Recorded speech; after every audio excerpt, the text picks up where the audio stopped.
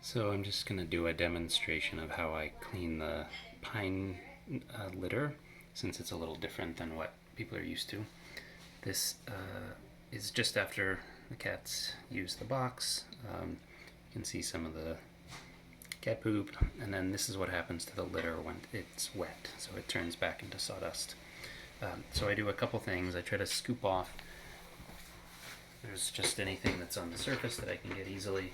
I'll pick up, and sometimes there's a couple of the little pine pellets in there, and that's fine, and I put it in one of these bags. And then I pick this whole inner tray up, and you can see there's no bottom. So when you shake it, the pellet's going to move around and the sawdust then falls to the bottom. So I end up doing a couple different kinds of ways of shaking it. So I do side to side,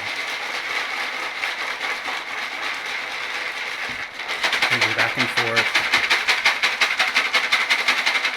and then sort of rocking it.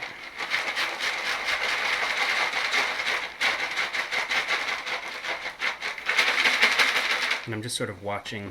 There we go. So as if there's any more solids in here, they'll usually float to the top. Put that in the bag.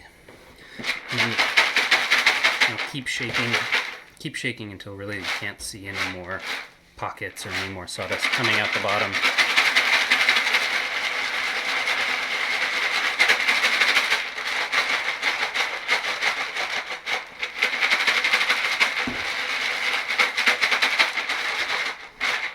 Alright, that's good.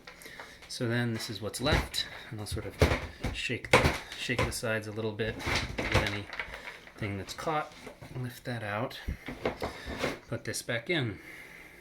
So these are just the fines. This is the sawdust. We'll put that in a bucket outside, and then we'll add a little bit more.